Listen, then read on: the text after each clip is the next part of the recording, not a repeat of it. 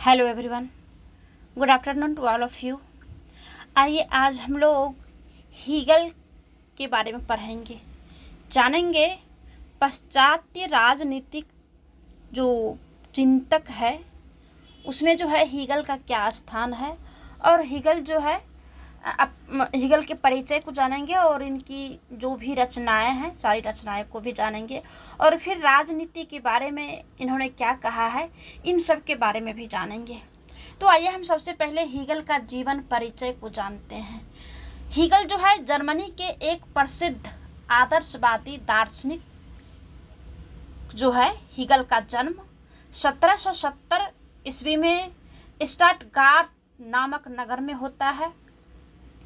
इनके पिता वुर्टमबर्ग राज्य में एक सरकारी कर्मचारी रहते हैं। वे हीगल को धार्मिक शिक्षा दिलाना चाहते थे और 18 वर्ष की आयु तक हीगल ने स्टटगार्ट के ग्रामर स्कूल में ही शिक्षा ग्रहण की है।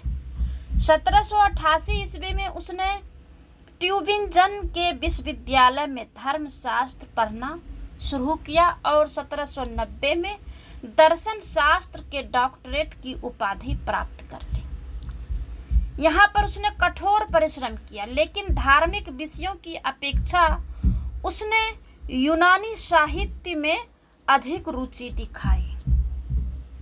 इसलिए उनका जो अपना अध्ययन कार्य समाप्त करने के बाद उन्होंने स्विट्जरलैंड के बर्न नामक नगर में निजी शिक्षक के रूप में कार्य को प्रारंभ करते हैं और 1797 में उसने बर्न को छोड़कर फ्रैंकफर्ट में निजी शिक्षक के रूप में कार्य करते हुए अपनी धर्मशास्त्र में रुचि को जारी रखता है। उसने धर्मशास्त्र के अध्ययन से यह निष्कर्ष निकाला कि ईश्वर का ज्ञान केवल धर्म के द्वारा ही प्राप्त किया जा सकता है, और उसने अपने इस विचार में परिवर्तन करते हुए कि ईश्वर का ज्ञान धर्मशास्त्र की तुलना में दर्शन शास्त्र द्वारा सरलता से प्राप्त किया जा सकता है। 1999 में उसके पिता की मृत्यु से उसकी जो है आजीविका की समस्या का समाधान भी निकल आया। उसकी इच्छा प्राध्यापक बनने की थी। उसने जीना विश्वविद्यालय में अपने पिता से प्राप्त 1500 रुपये डॉलर की आर्थिक सहायता से अध्यापक का पद प्राप्त करने का प्रयास किया। जीना उस समय जर्मनी की सांस्कृतिक पुनरुत्थान तथा पुनर्जीवन का केंद्र बना हुआ था,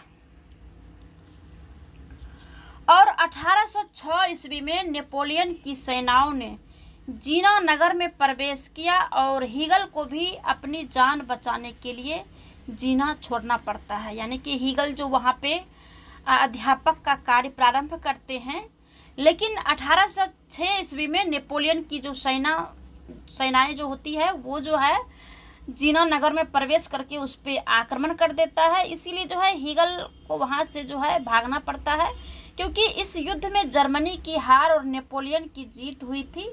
इससे क्या होता है कि जीना में शिक्षण कार्य अस्त व्यस्त हो गया और हीगल को भी प्राध्यापक का पद भी छोड़ना पड़ा। नौकरी छूट जाने पर हीगल की आर्थिक स्थिति खराब हो जाती है और इसी दौरान गेटे ने भी उसकी मदद की।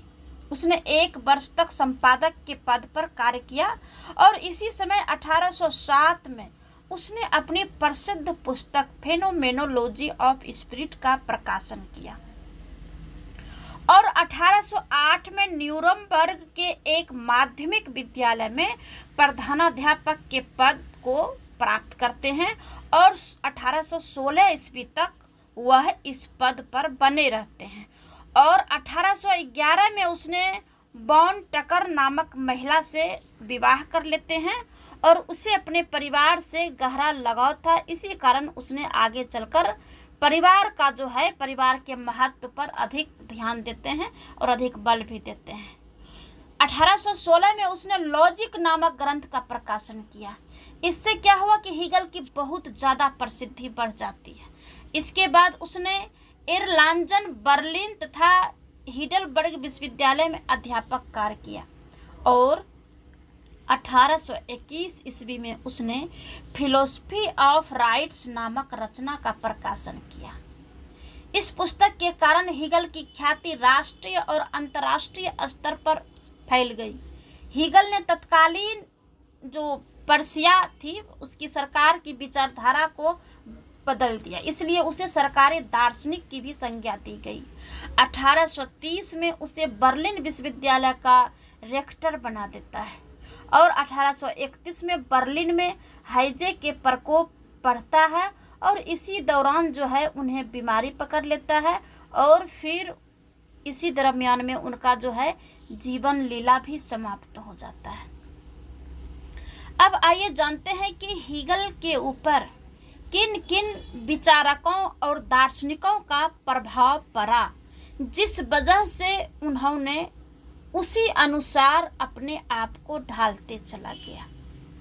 तो सबसे पहले जो है हीगल के ऊपर फ्रांसीसी क्रांति का प्रभाव पड़ा।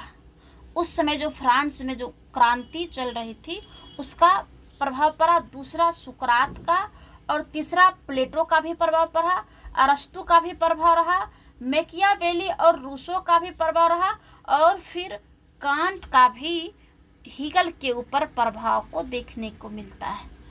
तो आइए जानते हैं कि फ्रांसीसी क्रांति का प्रभाव हीगल के ऊपर क्या पड़ा और उनके जीवन में क्या बदलाव आया। तो हीगल के समय में स्वतंत्रता का विचार चिंतन का प्रमुख विषय था, लेकिन नेपोलियन के युद्धों ने उसके मन को व्यापक रूप से दुखी कर दिया। उसने इस क्रांति की प्रशंसा इसलिए की थी, इससे सामंतवादी व्यवस्था का अंत होगा और उदारवादी संस्थाओं का विकास होगा, जिससे व्यक्ति को स्वतंत्रता में वृद्धि होगी और फ्रांसीसी क्रांति में श्रेणीबद्ध जर्मन समाज के समक्ष बौद्धिक और सैद्धांतिक चुनौतियां उपस्थित की। हीगल पर इस क्रांति का नकारात्मक प्रभाव भी पड़ा।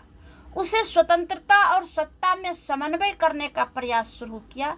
इस क्रांति के बारे में हीगल ने लिखा है कि फ्रांस की क्रांति शानदार बौद्धिक ऊषा काल की थी। अब जो हीगल के ऊपर सुकरात का प्रभाव पड़ा, तो आइए जानते हैं क्या प्रभाव पड़ा सुकरात का और उनके मन में क्या विचार आया और क्या बदलाव आया। तो हीगल ने द्वंद्वात्मक पद्धति को सुकरात से ही ग्रहण किया। हीगल जो द्वंद्वात्मक पद्धति का जो प्रभाव ये सुकरात से ग्रहण करते हैं और मार्क्स ने जो द्वंद्वात्मक पद्धति का जो सिद्धांत ग्रहण करते हैं वो हीगल से करते हैं। लेकिन हीगल के जो द्वंद्वात्मक पद्धति है उनको जो है ये हीगल के पद्धति को मार्क्स ने कुछ उलट के जो है इसका प्रयोग करते हैं। लेकिन हीगल ने जो द्वंद्वात्मक पद्धति का जो प्रभाव पड़ा वो जिस प्रकार से सुकरात का सिद्धांत था द्वंद्वात्मक पद्धति का, जस्ट उसी प्रकार जो है हीगल के ऊपर जो है पड़ता है और हीगल उसी अनुरूप जो है कार्य भी करते हैं। उसने सुकरात के प्रश्न पूछने के तरीके पर ही अपना चिंतन खड़ा किया है।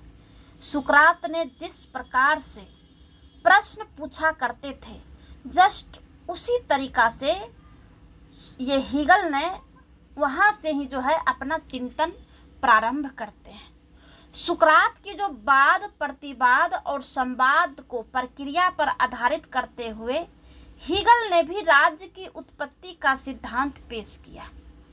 अपने परिवार को वाद, नागरिक समाज को प्रतिवाद और राज्य को संवाद पर आधारित किया। उसने कहा कि मानव आत्मा इन्हीं माध्यमों या प्रक्रिया से गुजरकर अपने वास्तविक स्वरूप को प्राप्त करती है।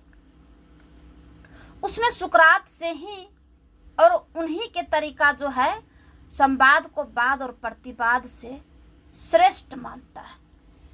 यहाँ जो वाद प्रतिवाद और संवाद है ये एक तरह से जो है रिसाइकल का जिस प्रकार से कार्य होता है किसी भी बात का या फिर किसी भी काम का, जस्ट ये जो वाद प्रतिवाद और संवाद है उसी तरीका से ये कार्य करता है।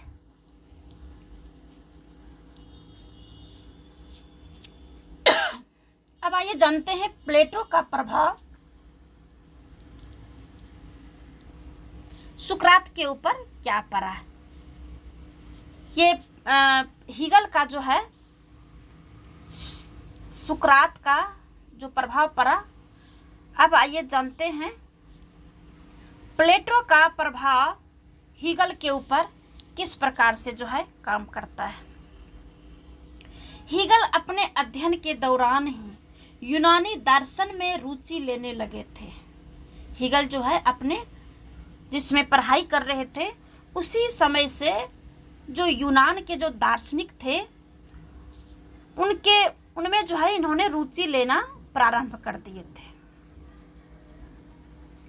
प्लेटो की ही तरह हीगल का विश्वास है कि व्यक्तियों का सच्चा व्यक्तित्व राज्य के अंतर्गत ही विकसित हो सकता है, क्योंकि प्लेटो का मानना था कि व्यक्तियों का सच्चा व्यक्तित्व जो है वो राज्य में ही विकसित होगा, अन्यथा कहीं नहीं। जस्ट इसी प्रकार हीगल का भी मानना था। उसका मानना है कि मूलतः व्यक्ति राज्य की सृष्टि है, राज्य के अंदर ही उसके अधिकार है। उसने राज्य को पृथ्वी पर भगवान का अवतरण कहा। इससे प्लेटो के सर्वसत्ता अधिकारवादी राज्य की कल्पना का प्रभाव देखने को मिलता है और उसने प्लेटो के विचार संबंधी विचार को भी ग्रहण किया। इसलिए उसने पदार्थ की तुलना में विचार तत्व को अधिक प्रमुखता दी। उसका मानना है कि भौतिक वस्तुओं का नाश हो सकता है लेकिन विचार का नहीं। उसके अनुसार यह संसार सर्वव्यापी विचार का प्रकटीकरण है। अब अरस्तु का क्या प्रभाव पड़ा हीगल के ऊपर उसे जानते हैं। हीगल ने अरस्तु के सौदेश्यवाद के सिद्धांत से भी कुछ न कुछ ग्रहण किया। सौदेश्यवाद में अरस्तु का मानना था कि किसी वस्तु की प्रकृति ही उसका ध्येय होता है। हीगल भी यही माना, इसलिए संसार की प्रत्येक वस्तु इस ध्येय को प्राप्त करने के लिए हमेशा अग्रसर रहती है। इसी प्रकार हीगल ने भी स्पष्ट किया कि प्रकृति की प्रत्येक वस्तु का अपना इतिहास होता है। वह अपने उद्देश्य को प्राप्त करने के लिए आगे बढ़ने के कारण इस इतिहास का निर्माण करती है। हीगल ने अरस्तु की तरह निरपेक्ष विचार में भी विश्वास व्यक्त किया। यह विचार अपनी वास्तविक प्रकृति या रूप को प्राप्त करने का प्रयास करता है। यह विभिन्न स्तरों से गुजरते हुए अंत में अपने वास्तविक रूप यानी पूर्णता को प्राप्त कर लेता है और इस प्रकार हीगल पर अरस्तु के जो सौदेश्यवाद है और इतिहासवाद का गहरा प्रभाव पड़ता है। कुछ हीगल के ऊपर मैकियावेली का भी प्रभाव पड़ता है। मैकियावेली का क्या प्रभाव पड़ा हीगल के ऊपर, आइए जानते हैं। शक्ति के पुजारी के रूप में हीगल पर सबसे अधिक प्रभाव पड़ा। शक्ति के पुजारी, उसने अपनी राष्ट्रवादी धारणा मैकियावेली के शक्ति सिद्धांत पर ही आधारित की है। हीगल ने स्वीकार किया कि राजनीति में शक्ति का बहुत महत्व है। अब रूसो का भी प्रभाव पड़ा हीगल के ऊपर। हीगल ने रूसो की सामान्य इच्छा पर ही राज्य को सावयव स्वरूप प्रदान किया। उसने आत्मा को प्रभु सत्ता संपन्न बताया। रूसो की सामान्य इच्छा की तरह हीगल ने भी आत्मा को समुदाय की सामान्य भलाई का ध्येय लिए हुए बताया है। हीगल ने निजी हित पर सार्वजनिक हित के विचार की सर्वोच्चता को रूसो से ग्रहण करता है। उसने रूसो की सामान्य इच्छा की तरह राज्य में व्यक्ति का पूर्ण जीवन संभव होना बताते हैं। अब लास्ट में जो है हीगल के ऊपर कांट का भी प्रभाव पड़ता है। हीगल ने कांट का जो प्रभाव है, हीगल ने सकारात्मक भलाई का विचार कांट से ग्रहण किया। उसने कहा कि राज्य एक सकारात्मक भलाई है। यह युक्ति पर आधारित है कि व्यक्तियों को नैतिक बनाने में राज्य महत्वपूर्ण भूमिका निभाता है। हीगल ने भी इसी तरह राज्य को सर्वशक्ति संपन्न और निरपेक्ष मानता है। वह व्यक्तियों को राज्य के विरुद्ध क्रांति करने की इजाजत नहीं देता है। हीगल ने कांट के सभी उपयोगी विचारों को ही अपने दर्शन में स्थान दिया। उसने बुद्धि के अनुसार कार्य करने को ही स्वतंत्रता कहा। उसने कांट की तरह यह स्वीकार किया कि विश्व की समस्याओं का समाधान दार्शनिक चिंतन द्वारा ही किया जा सकता है। तो इस प्रकार हम कह सकते हैं कि हीगल के विचार दर्शन पर पूर्ववर्ती विचारकों यानी कि हीगल से जो पहले आए इस दुनिया में जो भी विचारक हैं, दार्शनिक विचारक, और फिर उस समय के परिस्थिति यानी हीगल के समकालीन परिस्थिति का भी व्यापक प्रभाव पड़ता है। लेकिन हीगल ने अंधाधुंध अनुकरण करने के बजाय उपयोगी विचारों को ही अपने चिंतन में ग्रहण किया। मतलब हीगल जो है इन सब विचारों के सारा का सारा विचार अपने ऊपर जो है नहीं अनुकरण किया। उन्होंने जो उपयोगी जो था, जो विचार उपयोगी लगा, बस उसी को ग्रहण किया। उसने इन सारे विद्वानों के विचारों को ग्रहण किया और उन्हें अपनी आवश्यकता अनुसार अपने दर्शन में प्रयोग किया। अब आइए जानते हैं हीगल की कुछ महत्वपूर्ण रचनाएं हैं। तो क्या क्या रचनाएं हैं जो कि हीगल ने अपने समय समय पर जो है दर्शन, राजनीति, कला, इतिहास आदि के क्षेत्र में अपना लेखन कार्य किया।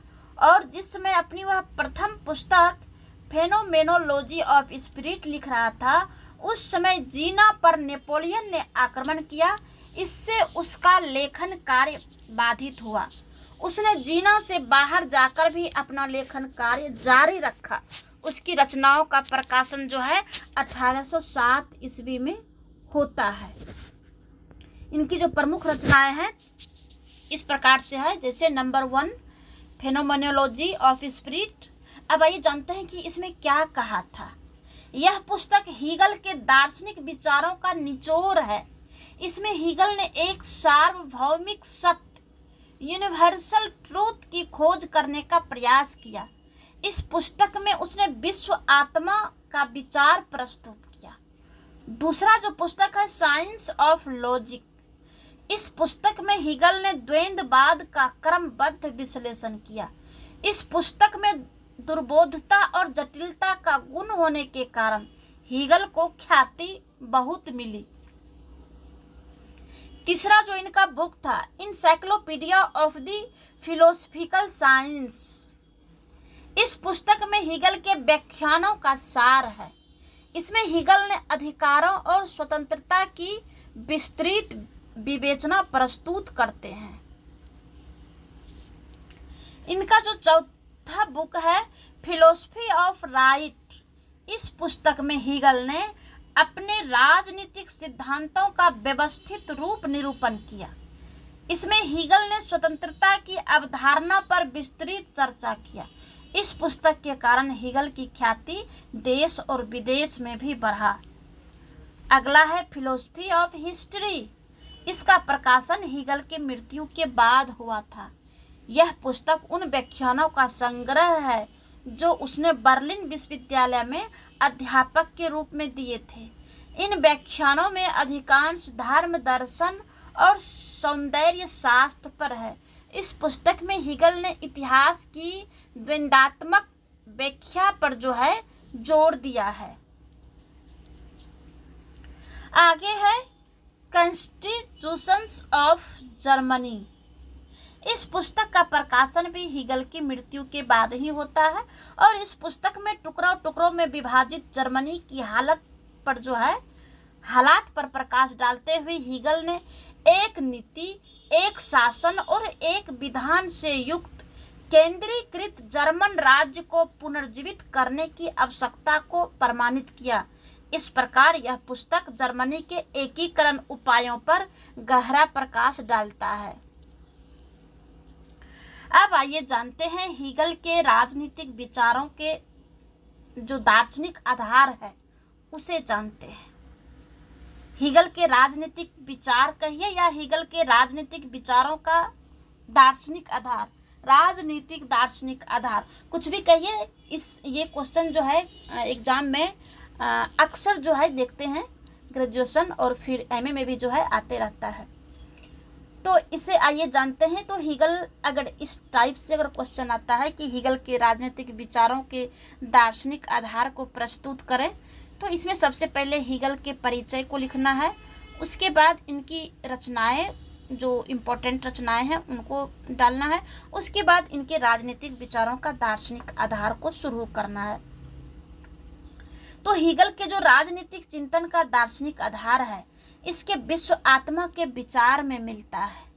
विश्व आत्मा की जो अवधारणा है एक आध्यात्मिक विचार है। हीगल ने इतिहास को बिना विश्व आत्मा की अभिव्यक्ति माना है। हीगल इस संसार में दिखाई देने वाली सभी वस्तुओं का उद्भव विश्व आत्मा के रूप में देखता है। हीगल का दार्शनिक सूत्र है, जो कुछ वास्तविक है वह विवेकमय है और जो कुछ विवेकमय है वह वास्तविक है। यह हीगल का सिद्धांत था। उसने आत्मा को वास्तविक सत्य मानकर इसे शाश्वत तथा सर्वव्यापी और अपने में ही संपूर्ण और पूर्ण माना है। हीगल का विश्वास है कि इस संसार में कोई भी वस्तु स्थिर नहीं है। इस संसार में हर एक वस्तु गतिशील है। वह आत्मा को प्रज्ञा या निरपेक्ष भाव की संज्ञा देता है। उसके अनुसार परिवर्तन जो है नित्य विश्व प्रक्रिया का अंग है। निरपेक्ष इसके अधीन है। प्रज्ञा या आत्मा को अपनी सर्वोच्च अवस्था तक पहुंचने के लिए अनेक सोपानों को पार करना पड़ता है। यह दृश्यमान भौतिक जगत आत्मा का साकार रूप है। इसके महान रचनात्मक शक्ति है। हीगल के अनुसार विश्व आत्मा के विकास का प्रारंभिक रूप भौतिक या जड़ जगत है। इसका सबसे उच्चतम रूप विकास क्रम में मानव की स्थिति सर्वोपरि है, क्योंकि इसमें चेतना आत्मा रहती है। हीगल का मानना है कि विश्व आत्मा का विकास अवरुद्ध नहीं होता, क्योंकि संपूर्ण विश्व अर्थात प्रकृति की प्रत्येक वस्तु विकास क्रम में बंधी हुई है और वह विश्व आत्मा की ओर अग्रसर है। विश्व आत्मा का जो बाह्य विकास संस्था है वह राज्य है और राज्य का सर्वोच्च स्थान है, क्योंकि यह अन्य सभी संस्थाओं का नियामक और रक्षक है। इसलिए राज्य पृथ्वी पर विश्व आत्मा का प्रकटीकरण कहा जाता है। ये हीगल के द्वारा। हीगल के अनुसार विश्व आत्मा का विकास द्वंद्वात्मक प्रक्रिया द्वारा होता है। यह विकास सीधी रेखाओं में ना होकर टेढ़ी मेढ़ी रेखाओं में होता है। इस प्रक्रिया का सुख त्रिमुखी है। इससे पहले वाद है, फिर प्रतिवाद है और फिर अंत में संवाद आता है, जो प्रथम व दूसरे से श्रेष्ठ होता है। इन तीनों में परस्पर स्थानांतरण होते रहता है। बाद में वास्तविकता का प्रकटीकरण होता है, प्रतिवाद में उसका विपरीत रूप होता है और संवाद में इन दोनों का संश्लेषण हो जाता है। कालांतर में संवाद वाद बन जाता है और अपने प्रतिवाद को जन्म देता है। यानी एक तरह से जो इसके पहले जो मैंने बताया कि वाद, प्रतिवाद और संवाद एक रिसाइकल की तरह काम करता है। जैसे मेरे मन में कोई विचार आया तो ये वाद है, और उस विचार के ऊपर मैंने जो काम किया तो वो प्रतिवाद है, और उसका जो परिणाम निकला यही संवाद है। इसी को वाद, प्रतिवाद और संवाद कहा जाता है। आगे हीगल ने कहा कि संसार के जो विकास का मार्ग है वह पूर्व से निर्धारित है।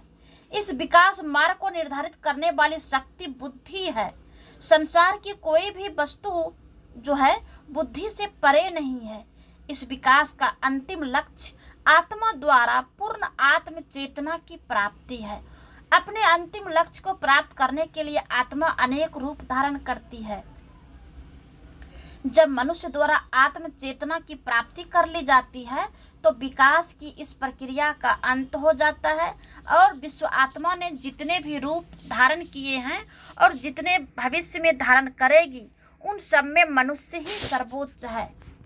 यहाँ पे हीगल ने कहने का प्रयास किया है, जो अभी संसार में जो सत्संग जिसे कहते हैं, या फिर धार्मिक कोई काम, या फिर जो सत्संग भजन जो करता है अपनी आत्मा या परमात्मा की प्राप्ति के लिए, तो जो जिसे हम जानते हैं कि जो भजन सत्संग या जो भी अच्छा काम किया जाता है भगवान की प्राप्ति के लिए, तो उसी को हीगल ने आत्मा कहा है, और जो भगवान जो प्राप्त होते हैं उसे पूर्ण आत्मा या आत्म चेतना कहा है।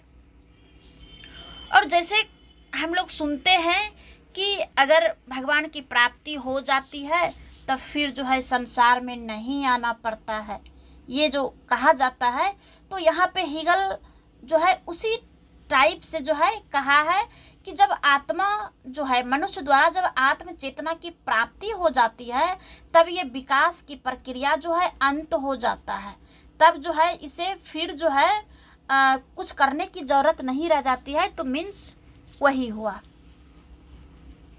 अब आइए हम जानते हैं कि हीगल जो विश्व आत्मा के बारे में बताते हैं, ये विश्व आत्मा की क्या विशेषता है, इसे हम कैसे समझ सकते हैं कि विश्व आत्मा है। तो इसकी कुछ विशेषता है, जिसमें पहला है यह बहुनामी विचार है। इसे आत्मा कहिए, विवेक कहिए, दैवीय कहिए, मानस आदि नामों से इसे पुकारा जाता है। विश्व आत्मा मीन्स आत्मा, विवेक, देवी, यानी जिसे हम अभी भगवान कहा कि हम जो पूजा पाठ करते हैं या सत्संग भजन करते हैं कि भगवान की प्राप्ति हो जाए, तो उसी का बहु नाम है, बहुत सारा नाम, गॉड, भगवान, देवी देवता, आत्मा, परमात्मा, कुछ भी कह सकते हैं। इसका जो दूसरी विशेषता है, इसके अनुसार मानव तथा जगत दोनों ही विश्व आत्मा के प्रकटीकरण है। तीसरा है यह सब वस्तुओं को अपने में समेटने का गुण रखती है, यह वस्तुओं के उद्भव का स्रोत है। मीन्स विश्व आत्मा को सीधा सीधी भगवान कहा, लेकिन हीगल भगवान नहीं कह के इस आत्मा को जो है पूरे विश्व का आत्मा कहा, यानी इसका दूसरा जो भाव होता है वो भगवान होता है कि भगवान जो है पूरे विश्व में है या कण कण में है, जो कहा जाता है कि पूरा विश्व या प्रकृति जो है भगवान है, या फिर जो कहते हैं कि एक एक कण में भगवान है। वही बात हीगल जो है अपने अनुसार विश्व आत्मा का वर्ड शब्द कह करके यहाँ पे उसकी विशेषता को बता रहा है। जैसे यहाँ है कि यह सब वस्तुओं को अपने में समेटने का गुण रखती है, यानी कहा जाता है कि भगवान को कुछ भी करने की शक्ति है, और सब वस्तुओं के जो उद्भव है यानी जो उत्पन्न होता है उसका स्रोत है, तो जस्ट लाइक वही है। इसकी जो चौथी विशेषता है, इसमें परिवर्तनशीलता का गुण होता है। यह अपने अंतिम लक्ष्य को प्राप्त करने के लिए सदैव गतिशील रहता है। आगे है इसका विकास द्वंद्वात्मक प्रक्रिया के माध्यम से होता है। यह विकास क्रम सीधा न होकर टेढ़ा मेढ़ा होता है। यह विश्वात्मा के विकास की अंतिम परिणति राज्य के रूप में होती है, इसलिए राज्य पृथ्वी पर ईश्वर का अवतरण है।